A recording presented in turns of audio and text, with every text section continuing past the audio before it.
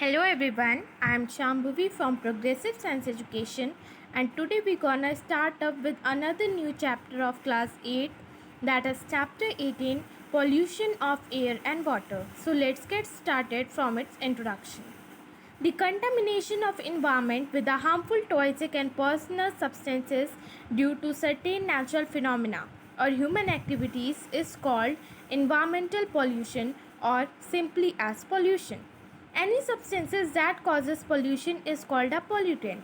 A substance becomes a pollutant when its concentration increases beyond a certain permissible limit in the environment. For example, fertilizer helps in increasing the crop yield, but when its uses in excess, then contaminate ground and surface water. Similarly, air is a mixture of nitrogen, oxygen, and a small fraction of carbon dioxide, which is good for us, but when concentration of oxides of nitrogen or a carbon increases beyond a certain limits, it becomes polluted.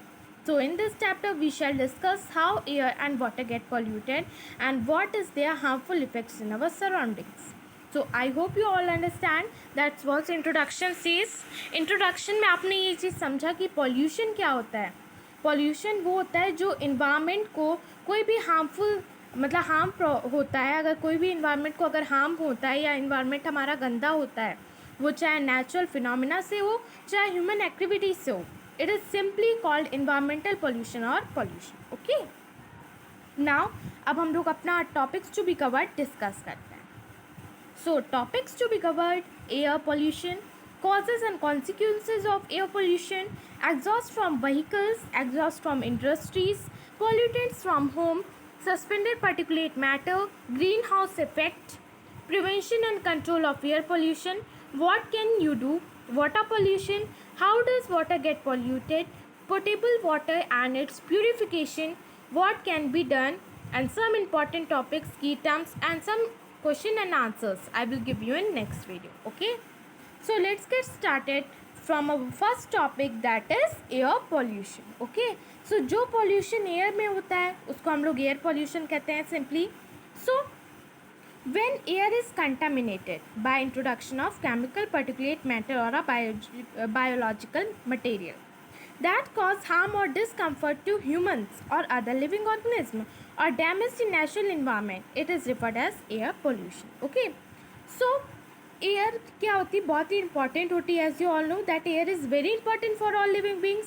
So one can survive without a food for few days. You know कि कोई बिना food के कुछ दिन तक जिंदा रह सकता है, but without air one can not survive even for a few minutes. Thus clean air is essential for all of us. Okay, the air around us is a mixture of different gases, you know, in a fixed proportion. This proportion remain constant due to many natural processes such as photosynthesis, respiration, etc. The air becomes contaminated when this balance is disturbed. As you all know कि हमारी air जो है कई सारे gases का mixture होती है जो कि एक फिक्स प्रपोर्शन में है, लेकिन अगर वो उस प्रपोर्शन में कुछ मतलब नेचुरल प्रोसेसेस से कुछ कांस्टेंट रहता है ऐसे, तो यू नो कि वो फिक्स प्रपोर्शन हमेशा फिक्स रहता है, कांस्टेंट रहता है कुछ प्रोसेसेस से, as you all know photosynthesis, respiration etcetera. But अगर ये डिस्टर्ब हो जाता है बैलेंस, तो वो हमारे इन्वायरमेंट को हार्म करता है. Okay, so that's the air pollution, that when air is contaminated by the introduction of chemicals, particulate matter or biological materials that causes harm or discomfort to humans or other living organisms or damages the natural environment, it is referred as air pollution. So come to the next topic, that is causes and consequences of air pollution. So आप air के बारे में जान ही चुके हैं और air pollutions के बारे में भी जान चुके हैं. अब आप लोग डिस्कस करेंगे that what are the causes and consequences of air pollution. So the substances which contaminate the air are called air pollutants, as you all know. Sometimes such substances may come from natural sources like smoke and dust arising from forest fires or volcanic eruption. Human activity is also responsible for adding pollutants in the environment, and the main sources of air pollutants are factories, power plants, automobiles, exhaust, and burning of firewood and during kicks. आपको पता है कि air pollution कैसे होता है. वो naturally भी कभी कभार एयर पोल्यूशन हो जाता है, जैसे कि कभी वॉल्केनिक इरप्शन हो जाता है या फॉरेस्ट में आग लग जाती है, तो उससे भी एयर पोल्यूशन बहुत होता है. और ह्यूमन एक्टिविटीज़ से भी बहुत ही एयर पोल्यूशन होता है, जैसे फैक्ट्री से, पावर प्लांट से, ऑटोमोबाइल से और भी कई चीज़ों से एयर पोल्यूशन होता है. तो that is the causes and the consequences of air pollution. तो दीज ऑल आर पॉल्यूटेंट्स. तो इन्हें हम लोग पॉल्यूटेंट्स कहेंगे क्योंकि यही एयर पोल्यूशन को कंटामिनेट कर रहे हैं. ओके, जो एयर को कंटामिनेट कर रहे हैं. Now our next topic is exhaust from vehicles. So the exhaust from vehicles produces high level of carbon monoxide, carbon dioxide, oxides of nitrogen and smoke. As you all know about it, carbon monoxide is produced from incomplete burning of fuel. Carbon monoxide कैसे produce होती है? जब fuel है जो completely burn नहीं हो पाता है, such as petrol and diesel. It is the poisonous gas, you know. It reduces the oxygen carrying capacity of blood, and you might have observed a thick fog-like layer in the atmosphere, especially during winters. आपने winters में देखा होगा कि आप morning में उठते हैं तो पूरा स्मोक रहता है, मतलब वाइट स्मोक रहता है, आपको कुछ भी दिखाई नहीं पड़ता है. जो विंटर्स के टाइम पे ज़्यादा आता है, so this is a smoke and which is made up of a smoke and fog. ये किससे बना होता है? स्मोक से और फॉग से. ओके, स्मोक में contain oxides of nitrogen which combine with other air pollutants and fog to form smoke. The smoke not only reduces the visibility, ये खाली देखने की क्षमता को ही नहीं कम करता है, but also causes the breathing difficulties. और ये breathing की difficulty को भी बढ़ाता है, मतलब difficulties create करता है कि हम सांस लेने में हमें प्रॉब्लम होने लगती है, such as asthma, cough and wheezing in children. Okay. Now as you see in the figure that smoke from factories also contaminates the air and the vehicles exhaust major air pollutants, as you see in the figure. Now our next topic is exhaust from industries. अब आपने पहले तो आपने air के बारे में introduction दिया, air pollution के बारे में इंट्रोडक्शन दिया. अब आप कॉजेज़ और कॉन्सिक्वेंसेस के बारे में भी डिस्कस कर चुके हैं. उसके बाद आपने व्हीकल से कितनी प्रॉब्लम्स क्रिएट होती है, मतलब कितनी कहते हैं मतलब कितना पोल्यूशन क्रिएट होता है, वो आपने देख लिया. अब आप लोग देखेंगे कि इंडस्ट्रीज से कितनी प्रॉब्लम्स क्रिएट होती हैं, कितना पोल्यूशन क्रिएट होता है. Many industries are also responsible for causing air pollution. Petroleum refineries are major sources of gaseous pollutants like sulfur dioxide and nitrogen dioxide. Sulfur dioxide and nitrogen dioxide are produced by the combustion of fuels like coal in a power plant. They can cause respiratory problems including permanent lung damage. Moreover, pollutants like sulfur dioxide and nitrogen dioxide react with the water vapor present in the atmosphere to form a sulfuric acid and nitric acid. These acids mix with the rainwater or falls down into the rain, making it acidic. This is called as acid rain. जैसे हम acid rain के बारे में पहले भी discuss कर चुके हैं, तो ये रेन वाटर के साथ मिक्स होके ज़मीन पे गिरता है, जिससे बहुत ही ज़्यादा प्रॉब्लम्स क्रिएट होती हैं. So acid rain makes the soil acidic. ये सॉइल को एसिडिक बना देती है.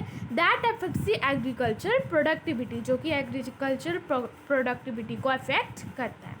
Acid rain damage the forest trees, वो फॉरेस्ट की ट्रीज को डैमेज करता है. It damage the aquatic life को डिस्टर्ब कर देता है. The water in lakes, ponds and rivers become more acidic and unsuitable for animals and plants surviving there. Acid rain promotes corrosion of metallic structures such as railway bridges, towers, etc. So you know कि acid rain बहुत ही harmful होता है.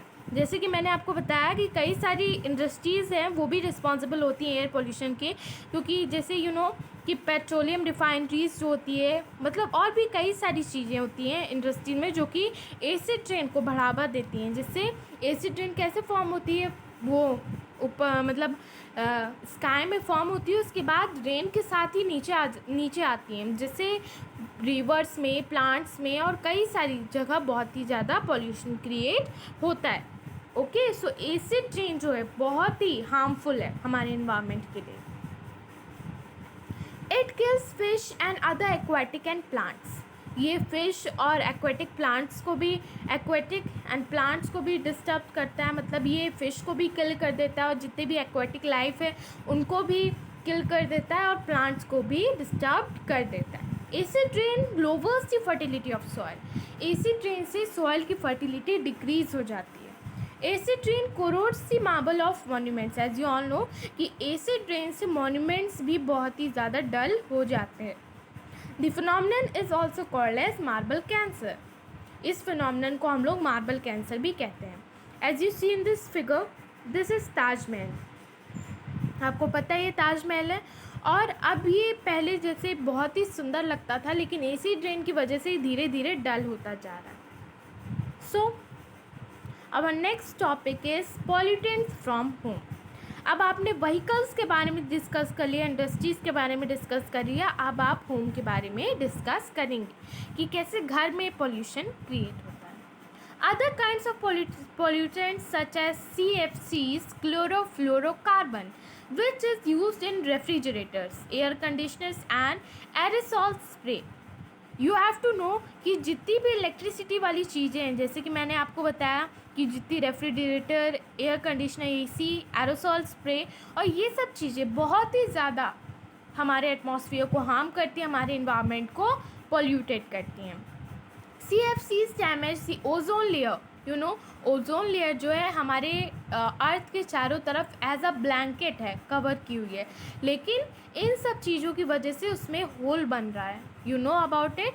The ozone layer protect us from harmful ultraviolet rays. You know कि ozone layer जो है हमारी, हमको सन के अल्ट्रावायलेट रेज से बचाती है, अल्ट्रावायलेट रेज से बचाती है, लेकिन अब हमारी ओजोन लेयर डैमेज होती जा रही है, इसीलिए जो अल्ट्रावायलेट रेज हमारी अर्थ पे गिरती है तो इससे लोगों को बीमारी भी होने लगती है, जिसको हम लोग स्किन कैंसर भी कहते हैं। So every time even a small amount of ozone layer is depleted, as I tell you, the ultraviolet rays entering the Earth's atmosphere makes the humans being and other animals vulnerable to skin cancer. Now our next topic is suspended particulate matter.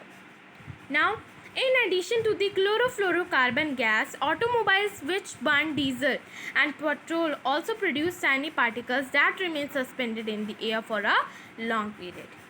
जैसे कि home से भी produce होती है और industry से भी, vehicle से भी, वैसे ही कुछ ऐसी चीज़ें भी होती हैं जो हमारे इन्वायरमेंट पे हैं, वो भी पॉल्यूशन को और ज़्यादा क्रिएट करती हैं। सो अगर आप क्लोरोफ्लोरोकार्बन को साथ लेके चलें तो ऑटोमोबाइल्स जो होते हैं वो भी डीजल और पेट्रोल को प्रोड्यूस करते हैं, विच बर्न्स, जो डीजल और पेट्रोल को बर्न करते हैं वो भी ऐसे टाइनी पार्टिकल्स को छोड़ देते हैं जिससे एयर में वो मिक्स हो जाते हैं और for a long period. Okay, they reduce visibility and cause diseases when inhaled. ये विजिबिलिटी को भी कम करता है और हमें बहुत ज़्यादा प्रॉब्लम भी करता है। ह्यूमन बींग्स को ही नहीं, खाली जितने भी लिविंग ऑर्गेनिज्म हैं उन सबको भी प्रॉब्लम, डिसीज़ क्रिएट करता है जब हम उसे इनहेल करते हैं। Such particles are also produced during industrial process like steel making and mining. ये सब जितनी भी चीज़ें हैं ये सब इंडस्ट्रीज़ में भी प्रोड्यूस होती हैं। मतलब इंडस्ट्रीज़ में जब वो लोग स्टील मेकिंग करते हैं, माइनिंग करते हैं या कुछ भी इंडस्ट्रीज़ में भी करते हैं, तब वहाँ से भी ये चीज़ें प्रोड्यूस होती हैं जो कि हमारे इन्वायरमेंट के लिए और जितने भी लिविंग बींग्स हैं उन सब के लिए बहुत ही हार्मफुल हैं। Power plants gives out tiny ash particles. You know कि पावर प्लांट्स कुछ टाइनी ऐश पार्टिकल्स को रिमूव करते हैं, रिमूव मतलब हमारे एयर में छोड़ते हैं, गिव आउट मतलब एयर्स में फैलाते हैं। These are called suspended particulate matter that pollutes the atmosphere. तो ये सस्पेंडेड पार्टिकुलेट मैटर जो है ये एक ऐसा पॉल्यूटेंट है जो पावर प्लांट से होता है। ओके, जो पावर प्लांट्स की वजह से ही पॉल्यूशन क्रिएट होता है, suspended particulate matter. Okay, now our next topic is very interesting, that is greenhouse effect. आपने इसे अर्लियर क्लास में भी डिस्कस किया होगा। You know what's greenhouse effect? So while other planets in our solar system are either extremely hot or bitterly cold. Our surface has relatively mild and stable temperature. So आपको पता है कि जितने भी हमारे अर्थ के बाहर यूनिवर्स में जितने भी प्लैनेट्स हैं, वो तो कुछ प्लैनेट्स हैं जो ज़्यादा ठंडे हैं, कुछ प्लैनेट्स ऐसे हैं जो ज़्यादा गर्म हैं, बट हमारे अर्थ का जो टेम्परेचर है स्टेबल स्टेबल है. लेकिन ग्रीन हाउस इफेक्ट इसी से रिलेटेड है, जिसके बारे में हम लोग डिस्कस करने जा रहे हैं. सो let's get started. That while other planets in the solar system are either extremely hot or bitterly cold, as I told you, Earth's surface has relatively mild and stable temperature. We know that the Earth is covered with a thin blanket of air called atmosphere. You know about it. The sun rays warms the Earth's surface. Some part of the radiation that falls on the Earth is absorbed by it, and a part is reflected into the space. A part of the reflected radiation is trapped by the atmosphere, and this trapped heat warms the earth just like the heat trapped by the greenhouse or the chamber of glass in a nursery vomit. The trapping of radiations by the earth's atmosphere is similar to this. That is why it is called the greenhouse effect. So without this process, life would not have been possible on the earth, but now it is threatening the life. Carbon dioxide is one of the gases responsible for this effect. So आपको पता ही होगा कि हमारे environment में carbon dioxide gas हमारे लिए बहुत ज़रूरी भी है, लेकिन उसका ज़्यादा बढ़ जाना हमारे अर्थ के टेम्परेचर को इंक्रीज़ करता है, जिससे ग्रीन हाउस इफेक्ट फॉर्म होता है. Okay, so you know that carbon dioxide is one of the essential component of air. It is very important for the users of plants, and as they use it to synthesize their food and release oxygen in this process. When the concentration of carbon dioxide increases beyond a certain limits, it acts as a pollutant, as I told you. Okay, so अभी मैं इसका figure भी आपको दिखाऊंगी जिसमें कैसे green house effect होता है, वो आपको पता चलेगा. Firstly I wanted to know you more about carbon dioxide gas. So carbon dioxide is continuously being released because of human activities. On the other hand, the areas under the forest is decreasing, as you all know about it, and you have listened also in somewhere. Plants utilize carbon dioxide from the atmosphere by the photosynthesis, thereby decreasing its amount in the air. Deforestation leads to an increase in the amount of carbon dioxide in the air because the number of trees is reduced. जितने भी trees हैं उनकी मात्रा कम होती जा रही है, जिससे CO2 गैस बहुत ही ज़्यादा बढ़ रही है. Human activities thus contribute to the accumulation of carbon dioxide in the atmosphere, and it traps heat and does not allow it to express into into space. As a result, the average temperature of the Earth's atmosphere is gradually increasing, जिसकी वजह से हमारे अर्थ का जो temperature है बहुत ही ज़्यादा इंक्रीज हो रहा है. तो इसे हम लोग क्या कहते हैं, ग्लोबल वार्मिंग. ग्लोबल वार्मिंग में क्या होता है कि हमारे अर्थ का टेम्परेचर इंक्रीज होने लगता है.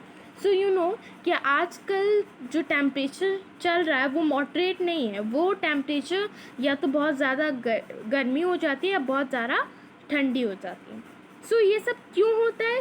सिर्फ CO2 गैस की वजह से, क्योंकि प्लांट्स ही हैं जो CO2 गैस को कम कर सकते हैं, लेकिन वो अब एटमॉस्फेयर में इतनी ज़्यादा हो रही है जिससे ग्लोबल वार्मिंग हो रही है. And you know the other gases like methane, nitrous oxide and water vapor also contribute to global warming. ये सभी global warming को और बढ़ा रही हैं. These are called greenhouse gases. Okay. और ग्लोबल वार्मिंग से यू नो कि सी का लेवल भी बढ़ने लगता है, कि जैसे जो ग्लेशियर वगैरह हैं जहाँ बर्फ़ जमी हुई है वहाँ पर जब ज़्यादा टेम्परेचर होगा तो बर्फ़ पिघलेंगी, जिससे क्या होगा, वाटर का लेवल इंक्रीज होगा और बाढ़ आएगी. So it also affect the agriculture. ये एग्रीकल्चर को भी अफेक्ट करते हैं, फॉरेस्ट को भी अफेक्ट करते हैं, प्लांट्स और एनिमल्स और जितने भी लिविंग बींग्स हैं उन सबको अफेक्ट करते हैं. Many low lying areas have already been flooded. You know कि कुछ एरियाज तो बाढ़ में डूब ही चुके हैं क्योंकि ग्लेशियर पिघलते हैं ज़्यादा मतलब गर्मी होने की वजह से. सो इससे क्या होता है कि बाढ़ आ जाती है due to global warming, as I told you. This Global warming has become a serious matter of concern for all over the world. You know, इसकी वजह से ग्लोबल वार्मिंग एक बहुत ही सीरियस मैटर बन चुका है, जिसको अगर रोका नहीं गया तो बहुत ही ज़्यादा इन्वायरमेंट को हार्म करेगा, और एक दिन अर्थ हमारी इतनी ज़्यादा हॉट हो जाएगी जिससे कोई भी लिविंग बीइंग उसमें रह नहीं पाएगा, अर्थ पे ईजली अवेलेबल हो नहीं पाएगा. ओके, ईजली अर्थ पे नहीं रह पाएगा. Many countries of the world have reached an agreement to reduce the emission of greenhouse gases. कुछ कंट्रीज़ ने ट्राई किया है कि हम ग्रीन हाउस गैसेस को रिड्यूस कर सकें. The Kyoto Protocol and the Paris Agreement 2015 are some such initiatives. Okay. Now we are going to discuss the another topic. Firstly, as I told you that this is the figure. Okay. See, this is the figure of greenhouse effect. ये figure है और आप इस figure को अपने mind में stable कर लीजिए because you have to know about it. Okay. See, this is the greenhouse effect. Now, our next topic is prevention and control of air pollution. अब देखिए, आपने एयर पोल्यूशन के बारे में आप बहुत कुछ जान चुके हैं. अब आप देखेंगे कि कैसे हम एयर पोल्यूशन को प्रिवेंट कर सकते हैं. ओके, तो some of the ways to control air pollution are suggested below. So see the points. Improving the quality of fuels in automobiles and using catalytic converters in them. The use of CNG in automobiles has reduced air pollution in our metro cities considerably. Replacing wood, coal and kerosene with LPG for domestic use, using alternative sources of energy like solar, wind, thermal energy. Using better technology to control the level of pollutants in emissions. So देखिए, अगर आपको air pollution को control करना है तो आपको कुछ चीज़ें जो हमारे एटमॉस्फेयर को ज़्यादा हार्म कर रही हैं उसको कम करना होगा. जैसे कि आपको ये देखना होगा कि अगर आप डीजल और पेट्रोल का ज़्यादा यूज़ कर रहे हैं तो आप उसका ज़्यादा यूज़ ना करें.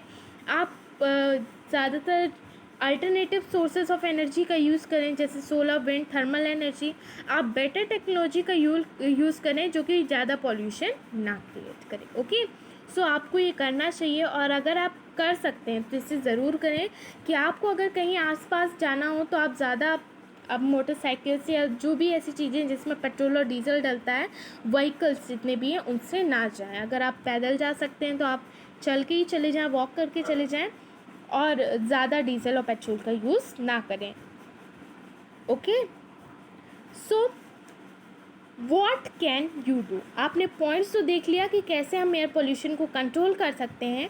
Now what can you do. अब आप क्या कर सकते हैं. You can also contribute the control air pollution. Encourage your family and friends to walk to the neighbourhood places. आप अपने फैमिली को इंकरेज करिए कि अगर आपको कहीं आस पास ही जाना है तो आप व्हीकल्स का यूज़ ना करें, वॉक करके ही जाएं. इससे आपकी हेल्थ भी सही रहेगी और पोल्यूशन भी ज़्यादा क्रिएट नहीं होगा. Whenever possible, take your bicycle. Use public forms of transportation.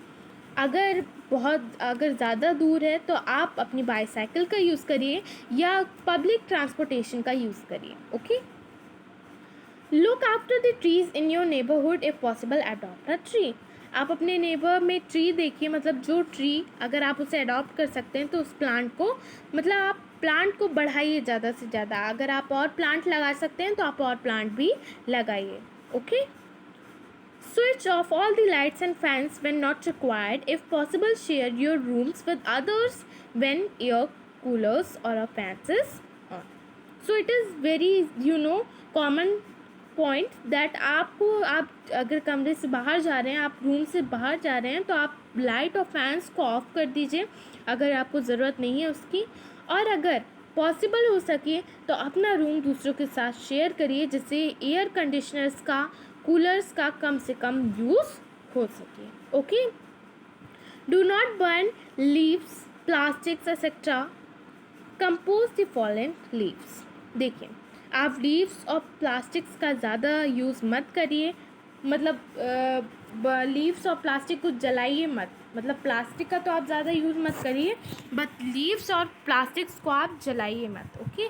उसको जलाने से कि टॉक्सिक गैसेस निकलती हैं जो कि हमारे लिए बहुत ही हार्मफुल होती हैं और हमारे इन्वायरमेंट को भी पॉल्यूटेड कर देती हैं. Participate in your local utility, energy conservation, plantation and eco-friendly programs. जो ऐसे प्रोग्राम्स होते हैं जिससे आप प्लांट ज़्यादा कर सकें, मतलब चीज़ को और प्लांट कर सकते हैं या फिर अपने इन्वायरमेंट के लिए कुछ अच्छा कर सकते हैं, तो आप ऐसे प्रोग्राम में ज़रूर पार्टिसिपेट करिए. Okay. Now our next topic is water pollution. Now you have studied all topics of the air pollution. Now we are going to study what is water pollution and how can we prevent it. Okay. Water pollution is the contamination of water bodies such as lakes, river, ocean and groundwater caused by human activities, which can be harmful to organisms and plants that lives in these water bodies. It occurs when pollutants are discharged directly into the water bodies without treating them first. You know कि जैसे air हमारे लिए ज़रूरी है, वैसे water भी हमारे लिए बहुत ही ज़रूरी है. Water is also very important for all living beings. We all need a water. Rivers and lakes are most important sources of water that we use, but this water is contaminated continuously. You know कि हम water के use तो बहुत ही करते हैं, लेकिन जहाँ main sources है, जहाँ से वाटर हमें प्रोवाइड हो रहा है, हम उसी वाटर को गंदा कर देते हैं, जिससे हमारा पॉल्यूशन तो होता ही, हमारा इन्वायरमेंट गंदा तो होता ही है, बट हमारी हेल्थ में भी बहुत ही ज़्यादा प्रॉब्लम क्रिएट होती है. यू नो कि गंदा पानी पीने से कितनी ज़्यादा बीमारियाँ होती हैं. सो वाटर पॉल्यूशन मेनली या एसिड रेन से, तो मैंने आपको बताया था कि एसिड रेन से वाटर पॉल्यूशन तो होता ही है, बट यू नो कि ह्यूमन एक्टिविटीज़ से भी बहुत ज़्यादा पॉल्यूशन होता है. जैसे आप नॉर्मल एग्जांपल ले लें तो हमारी जो होली रिवर गंगा है वो बहुत ही पॉल्यूटेड होती जा रही है. यू नो कि हमारी रिवर गंगा जो है बहुत ही ज़्यादा पॉल्यूटेड होती जा रही है. हम लोग पहले उसे साफ़ रखते थे, लेकिन अब आप देख रहे हैं कि सब लोग उसी में नहाते हैं और सब कपड़े भी धोते हैं और जितना भी कचरा रहता है सब उसी में फेंक देते हैं. उससे क्या होता है कि हमारी जो रिवर है गंगा रिवर बहुत ही डर्टी होती जा रही है. ओके. सो हमें इसे रोकना चाहिए. अगर आप कहीं भी देखते हैं ऐसा कुछ हो रहा है तो आपको भी कोशिश करनी चाहिए कि आप उसे प्रिवेंट कर सकें. ओके. सो अब मैं आपको बताऊंगी कि वाटर कैसे पॉल्यूट होता है. How does water get polluted. So there are many causes of water pollution. You know as I told you these are indirect and direct contaminate source. ये कभी कभार तो डायरेक्टली भी होता है, कभी कभार इनडायरेक्टली भी होता है. Indirect sources include contaminants that enter water supply from soil and from the atmosphere via rainwater. Direct sources include influents from factories, refineries, waste treatment plants, and the disposed fluids of varying quality into the water bodies. You know, direct sources तो वो हैं जो हम directly मतलब डाल देते हैं water में. कुछ भी साफ़ करने के लिए आप क्या करते हो, आप लैंड को तो साफ़ कर देते हो, लेकिन आप वो सारा कचरा ले जाके पानी में डाल देते हैं. So one such example is contamination of the river Ganga. As I told you कि हमारी जो गंगा रिवर है बहुत ही ज़्यादा गंदी होती जा रही है, वो सब इन्हीं कारणों की वजह से. सो आप वाटर कैसे पॉल्यूटेड होता है वो भी आप देखेंगे और उसके बारे में और जानेंगे. सो many industries such as oil refineries, paper mills, textile and sugar mills etc.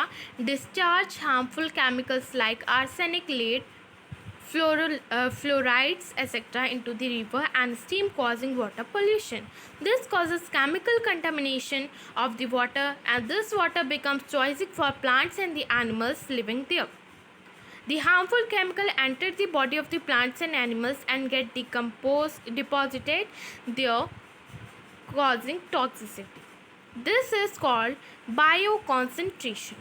When human consumes the plants and the animals from these water bodies, these toxins enter their body, and the soil also get affected by impure water and its fertility reduces.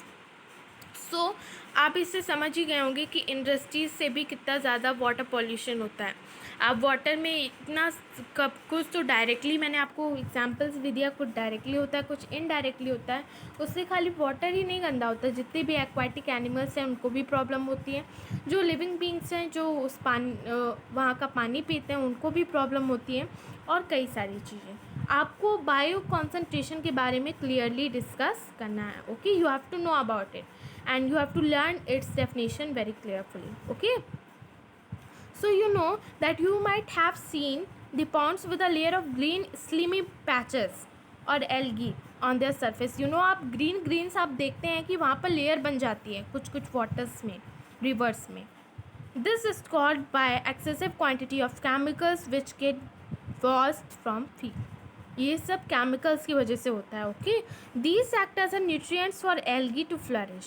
ये algae के लिए एक nutrition की तरह मतलब होता है जो कि उसे फैलने में हेल्प करता है. Soon these algae cover the entire surface of the water. और जल्द ही ये एल्गी पूरे वाटर के सरफेस को कवर कर देती है and this is called algae bloom. Okay, this process is called eutrophication. The aquatic animals and the plants do not get adequate light and oxygen due to eutrophication.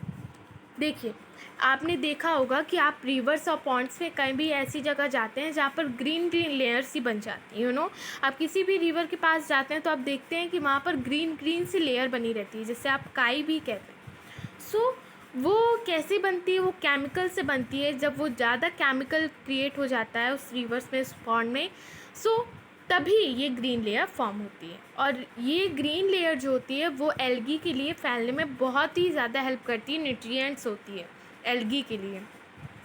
और इससे क्या होता है, जल्द ही एल्गी पूरी रिवर को कवर कर लेती है और जो प्लांट्स और जो एनिमल्स, एक्वाटिक एनिमल्स जो रिवर्स के अंदर हैं, उन्हें सांस लेने में बहुत ही प्रॉब्लम होती है जिससे वो डाई हो जाते हैं. वहीं पर बहुत ही ज़्यादा उन्हें प्रॉब्लम क्रिएट हो जाती है.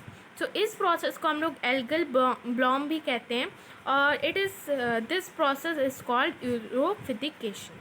इसको हम लोग, जो मैंने आपको बताया, दिस इज़ एल्गल ब्लॉम और इस प्रोसेस को हम लोग क्या कहते हैं? Eutrophication. Now our next topic is portable water and its purification. अब आपने देख लिया कि वाटर कैसे पोल्यूटेड हो रहा है, आपने बहुत उसके बारे में जान भी लिया. यू नो, फंगी वगैरह भी बहुत ज़्यादा डिसीज़ कॉज करते हैं, जैसे कि कॉलरा, टाइफाइड, जॉइंडिस, ये सब वाटर से ही तो होता है. सो ये वाटर जो है सॉइल को भी बेकार कर देते हैं. सो इससे कई सारी प्रॉब्लम्स क्रिएट होती हैं. Now we will study about portable water and its purification. So portable water क्या होता है? Water which is fit for consumption of humans and animals is called potable water. जो वाटर ह्यूमंस और animals के लिए fit है उसको हम लोग क्या कहते हैं? Portable water. Water that appears clean may still have disease carrying microorganisms and dissolve impurities. So it is essential to purify water before drinking by boiling or some other ways. You know कि आजकल जो water base reverse वाले होते हैं वो भले ही हमें देखने में साफ़ लगे, फिट लगे, लेकिन फिर भी उसमें कुछ इम्प्योरिटीज़ मिक्स रहती हैं. इसलिए हमें कुछ फ़िल्टर करने के लिए, उसकी प्यूरिफिकेशन के लिए कुछ स्टेप्स लेने चाहिए. Okay, so it has been already discussed that how water is cleaned through a various physical and chemical process, as I told you, in the sewage system plants before discharging it into the water bodies. Similarly, municipal bodies treat the water before supplying it to households. Okay, now water can be made safe for drinking by.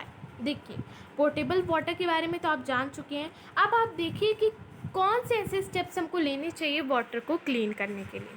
So first step बहुत ही common step है, that is filtering.